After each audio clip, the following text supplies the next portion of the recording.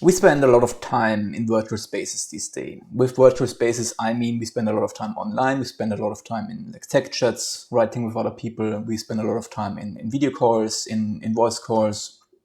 We communicate with a lot of people these days through some kind of virtual space.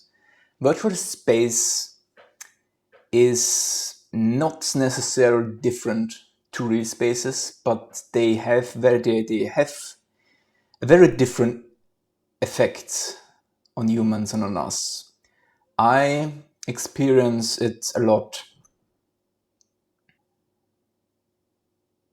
I feel a little bit stuck in the structure, like I feel a little bit of pressure on that I need to perform a little bit more structure and make to create this video in a little bit more of a way that is presentable and adheres more to normal YouTube videos, which is a mistake that I'm doing right now. That I feel with if I give myself a structure, I need to not just follow the structure, I need to present it in a way that is kind of YouTubey,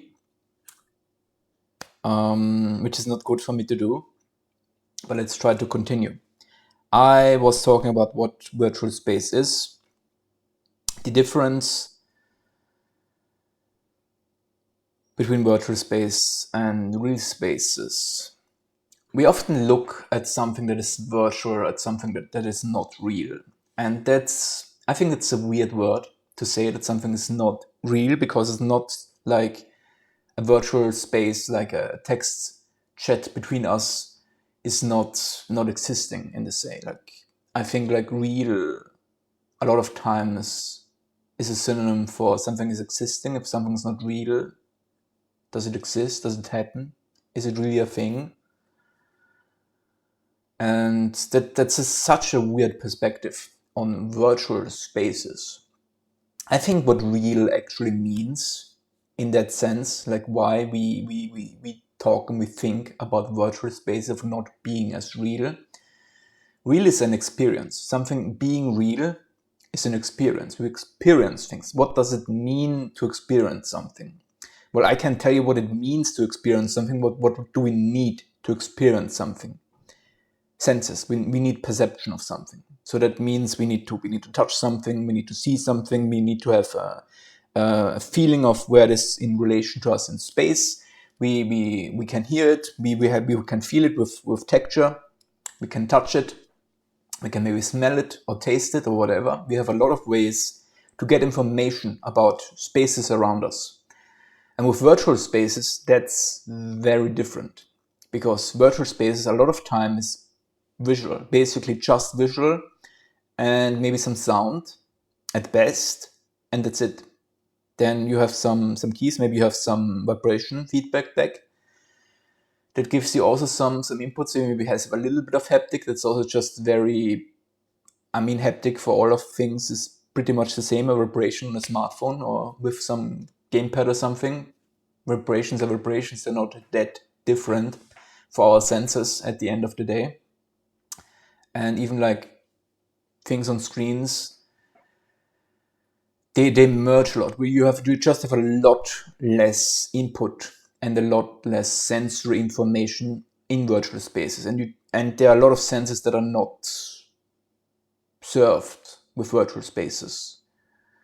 Our spatial awareness is pretty much not existent in virtual spaces when we're not in VR. Only VR currently, or like mixed reality and stuff like that. Adds to like a virtual or like to a spatial sensation, to feel like I'm in a room with something and there's a virtual thing where I have an experience and a feeling of it being in a spatial sense around me.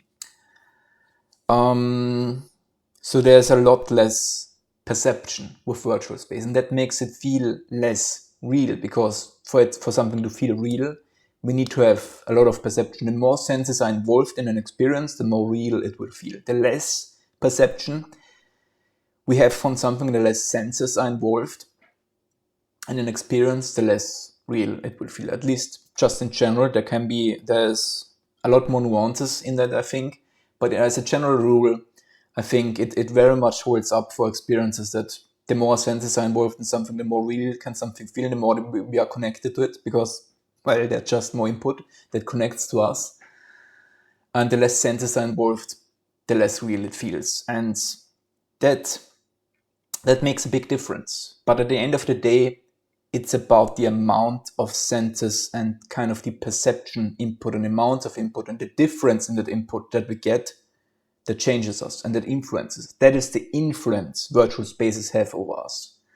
How the difference from something is in virtual space to just normal space, that comes from it just gives us not as much information and in not as many different ways. That's mostly the big part. So a lot of our senses are just not served anything with virtual spaces.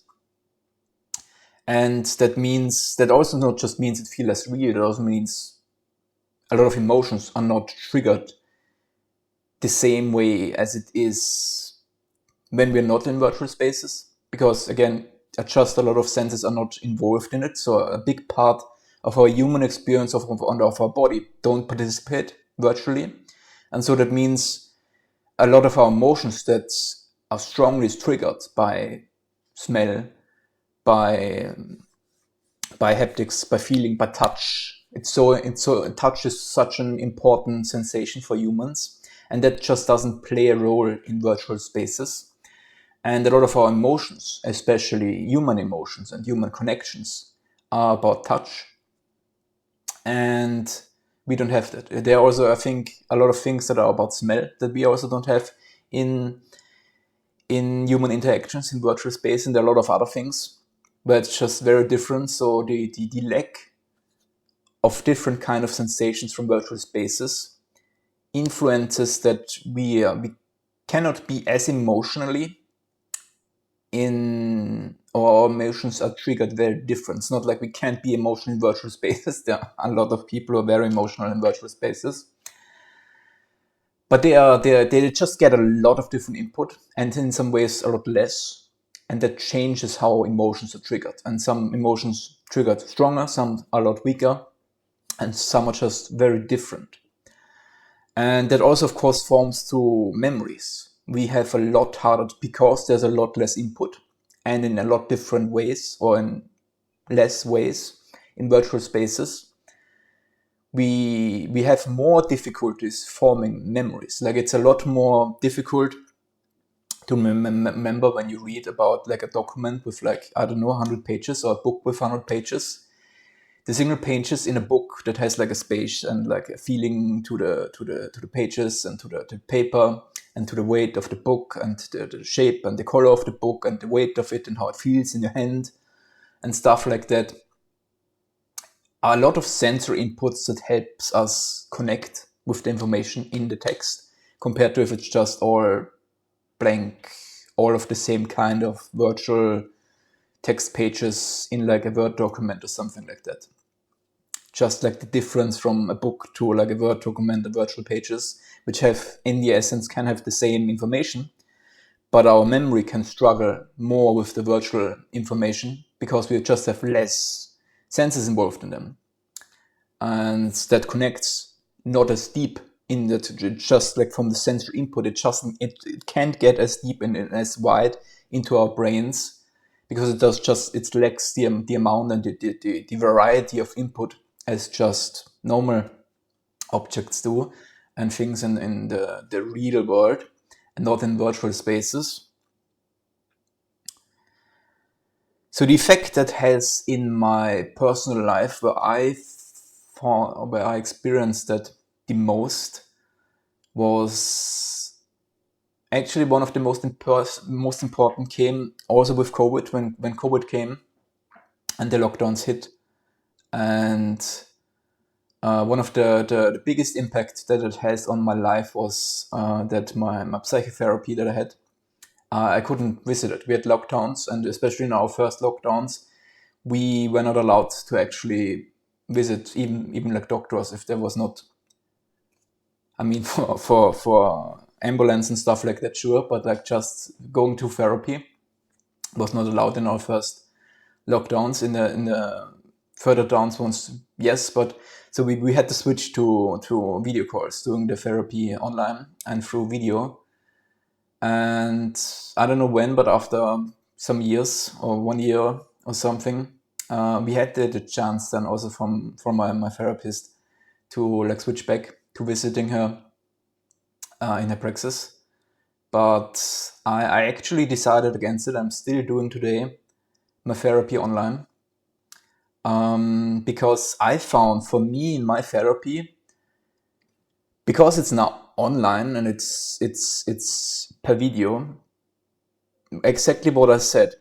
There are less emotions when I'm not with my therapist in person. When I'm in person with her, it's a lot more difficult for me to speak about very difficult things, which especially at the time I wanted to talk about some difficult things, and was very much the importance also of the therapy. And I really struggled also in therapy to often open up enough. And I had a lot of heavy fears and pain that really hold me back, and it had kind of a blockade for me to even talk about things. And doing it online, doing it in video, because it's a lot more distance, and I just have these emotions that just came a lot less, very much because of that, very much because talking with her in a video call was a lot less, brought up a lot less emotions, and a lot of my fears and my anxiety and my vulnerability that I felt at that time, a lot of the fears and the vulnerability that came from being there in a room with her and trying to talk about really difficult things for me, that was a lot less via video call, because it felt a lot more distance, and I hadn't the feeling of I'm being in a room with her. I think that's alleviated a lot of social pressure and the distance just from, I mean, because especially in a therapy session, it's not really, we always just were sitting like apart from each other and just sitting by each other and talking, which the same that we do in a video call. And it's also was one-on-one, so it's not like in a video call where you have groups where it's very different to talk with each other. It's always just a one-on-one call. So in a video, it's actually not that different to in person, but emotion, it is very much, because again, you just have a lot less sensations. You're not in the same room. That means, well, temperature is different, light is different, there's a different smell. Just from the person, you don't have a spatial awareness of them. Like, it's talking with them on a video is not very different to what I'm doing now here. So my brain has a struggle comprehending a little bit from the sensory input that I get, not who I'm talking with, but there's just a lot less input, and the change in the input changes our emotions. It reduces, in that case, the social pressure of me, the fear, which will reject me, which I mean, not a thing, but a lot of things that I fought with, the fear of opening up about difficult things. It's just a lot more difficult in person than it was about in video. And so I stuck with it. Even today, even when I had the chance to go back to doing my therapy in person, I stuck with it, and I'm still doing it online. Another big thing where I really noticed the difference and the effect that virtual space has on me is very much in text chatting. And in the last year, I've done a lot of online dating, and with that, you tend to do a lot of chatting, and in the first with text, and they are very much also the same things. So like I have a lot of fears when it comes to rejection, and I can struggle quite a bit with opening myself up, and that is very different to in a text chat and to doing the same in person, or even in a voice call or in a video call. Because there are so much less sensory inputs, our brain processes these sensors very different, and it triggers in very different paths, and that leads to us actually behaving different, to us being able to be more open, to be more I have very much the feeling when I can chat with something in a text chat, I'm a lot more myself than I feel when I'm in person. When I'm in person, I feel a lot more reserved. I feel a lot more closed. I feel a lot more that all of the fears and the chains that hold me back of opening up, of saying something, of expressing what I want to express, I'm a lot more hesitant with all of those things in person than I am in text chat. For me, it very much feels like I can be a lot more myself when I chat with a person via text than if I chat with them in person. So for me, text chatting is a very freeing experience, especially with getting to know people. Even with people that I know, I'm a lot of times actually a lot more open and I share a lot more of myself in text chat than I do with in person. So for me, it's a very freeing experience, and quite a lot of times I used that even in my past with my mental sickness. I used writing people a lot when I had very early on with my mental sickness, and I had to talk about things with my parents. Even like the very first times, I used writing. I actually write a lot of letters to my parents because it's just a lot easier to prepare something and write something on down, put it on paper, and give someone the paper than going to them and telling them that. Which allows me to be just a lot more open and a lot more free in what I say, which besides me, sadly, in the world also has very negative consequences in the virtual spaces. I think it's one of the reasons why a lot of online spaces can be very toxic, which, if my understanding is extrapolated into these spaces and it would actually hold up, that would actually be a very bad sign, because that would mean the toxicity of people online would actually reflect a little bit more the inner self of these persons, which is a very sad thought, if you ask me. I don't know if that actually holds up. It's always difficult to extrapolate our own personal experiences onto more people, or even just on one other people. That can fail very quickly. I very much hope that's not necessarily the case in this part. But I experience virtual spaces very liberating, and it's very freeing, and it's very much a tool for myself to be more myself. So I always experience virtual spaces as spaces that give me more freedom and that have less restrictions, and I can just be a little bit more of myself. And I think we all should be a little bit more ourselves.